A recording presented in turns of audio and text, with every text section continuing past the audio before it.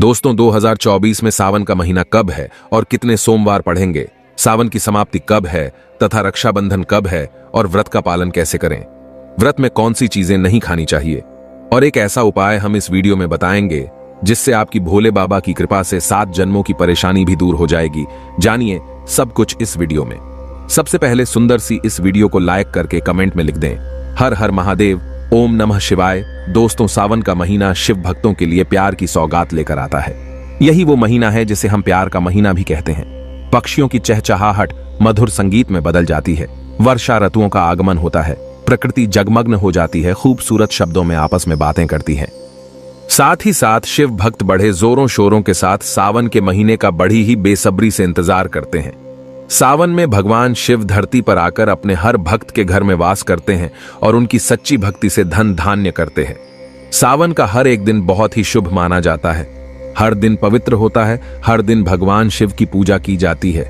लेकिन सोमवार के व्रत की बात ही कुछ और होती है। पवित्र और शुभ दिन होता है सोमवार का दिन। इस दिन व्रतधारी व्रत रखकर संपूर्ण फलों की प्राप्ति करते हैं और अगले दिन सावन के पवित्र महीने में फिर से सोमवार के व्रत के आने की कामना करते हैं ताकि सावन में हम व्रत का फिर से संपूर्ण पालन और फल प्राप्त कर सकें। दोस्तों आपको बता दें, इस बार सावन का महीना 2024 22 जुलाई और सोमवार के दिन पड़ेगा। सावन की समाप्ति होगी 19 अगस्त के दिन और सावन के आखिरी सोमवार के दिन ही 19 अगस्त यानी सोमवार के दिन ही रक्षाबंधन का त्योहार भी मनाया जाएगा। दोस्तों अब जानते हैं सावन के इस पवित्र महीने में कितने सोमवार पढ़ेंगे और आपको कितने व्रत रखने हैं। आइए जानते हैं।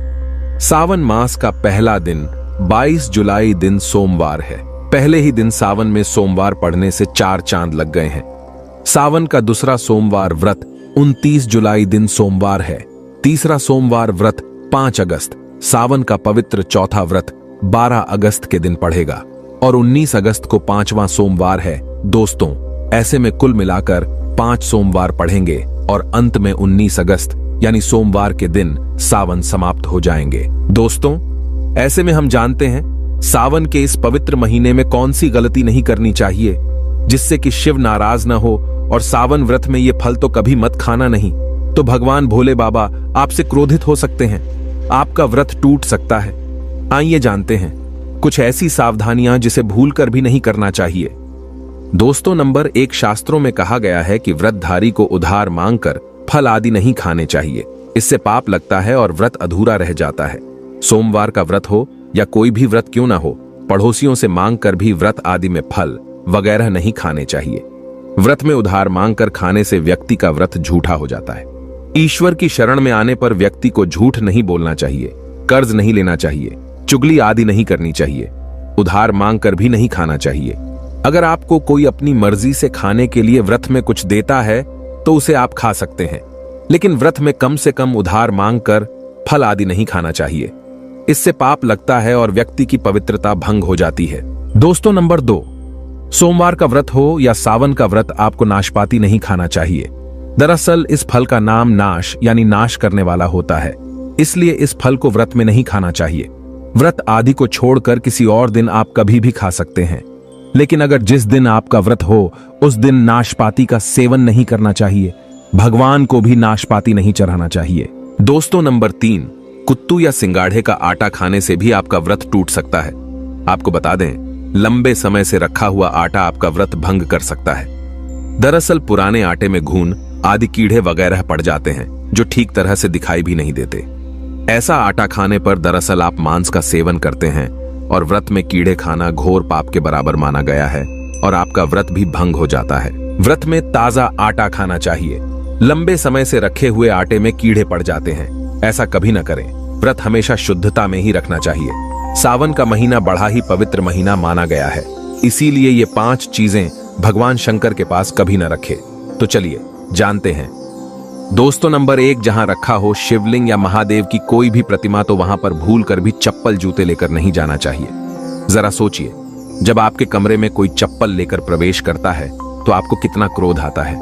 इसी कारण महादेव भी आपसे नाराज हो जाते हैं और आपको मिलने वाला फल नष्ट हो जाता है। ऐसे में मंदिर में नंगे पांव ही प्रवेश करना चाहिए, क्योंकि चमड़े की चप्पल हमेशा अशुद्ध रहती है। इससे देव शक्ति नाराज होती है।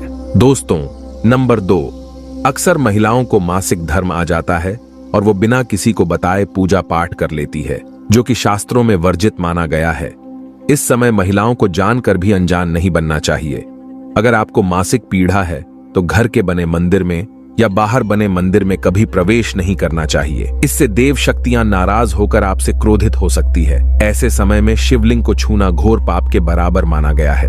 जरा सोचिए, ऐसी अवस्था में जब महिला को बुरा लगता है तो ईश्वर को कितना बुरा लगेगा।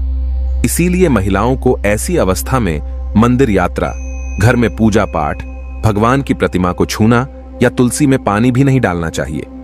तुलसी का पौधा भी सूख जाता है। जब देव शक्तियां नाराज होती हैं तो लाजमी है कि घर में कंगाली और गरीबी, लड़ाई झगड़े होने लगते हैं। ऐसा कभी मत करना। दोस्तों, नंबर 3 शास्त्रों में बताया गया है कि जहां होता है शिवलिंग तो वहां पर सभी शक्तियां सक्रिय रहती हैं। अगर घर में होता है शिवलिंग तो वह व्यक्ति महादेव की कृपा सदैव पा लेता है। वास्तु शास्त्र के अनुसार शिवलिंग से हर वक्त ऊर्जा का संचार होता रहता है। इसीलिए शिवलिंग पर जलधारा हमेशा होनी चाहिए, जो ऊर्जा को शांत रखता है। कुछ लोग अपने घर में शिवलिंग तो रख लेते हैं, लेकिन वो 1 हफ्ते के बाद जल चढ़ाते हैं, जो कि बिल्कुल भी अच्छा नहीं माना जाता। अगर आप जल नहीं चढ़ा सकते तो आप अपने घर में शिवलिंग स्थापित कभी न करें, जो कि गरुड़ पुराण में बताया गया है।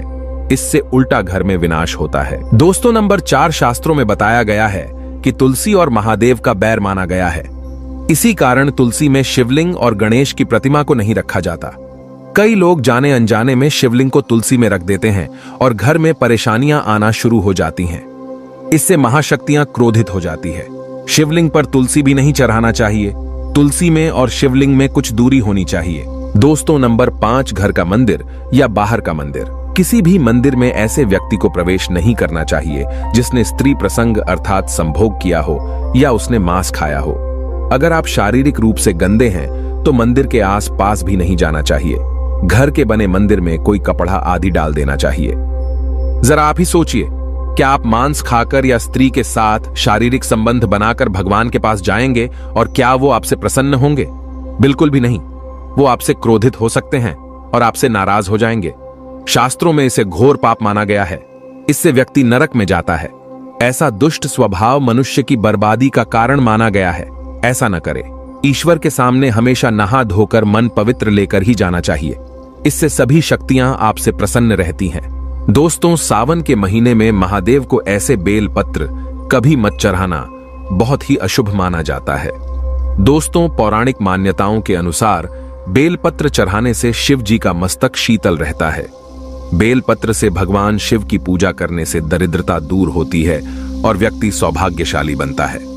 इससे हनुमान जी भी प्रसन्न होते हैं, क्योंकि वे शिव के ही अवतार हैं और इस बात को शायद ही कोई जानता हो। दोस्तों, पहले आप ये जानें कि बेलपत्र का उपयोग और इसके लाभ कैसे मिलते हैं। दोस्तों, नंबर 1 तीनों लोकों में जितने तीर्थ स्थल प्रसिद्ध हैं, वे सभी तीर्थ स्थल बेलपत्र के मूल भाग में स्थित माने जाते हैं। इस बात को शायद ही कोई जानता हो। दोस्तों, नंबर 2, यदि बेल का वृक्ष घर के बीचों बीच या पूर्व दिशा में लगा हो तो घर में धन धान्य की कोई भी कमी नहीं रहती और परिजन खुशहाल रहते हैं। दोस्तों, नंबर 3, जो व्यक्ति बेल के वृक्ष के मूल भाग की गंध, पुष्प आदि से पूजा अर्चना करता है, उसे मृत्यु के पश्चात शिवलोक की प्राप्ति होती है।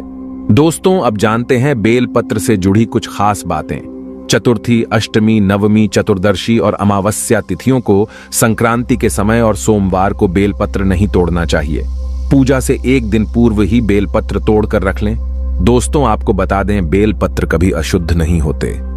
यदि आपको पूजा के लिए नया बेलपत्र नहीं मिल रहे हैं तो आप किसी दूसरे के चढ़ाए हुए बेलपत्र को स्वच्छ जल से धोकर भगवान शिव को अर्पित कर सकते हैं। ये वीडियो आप लोगों को कैसी लगी है हमें कमेंट करके ज़रूर बताएं।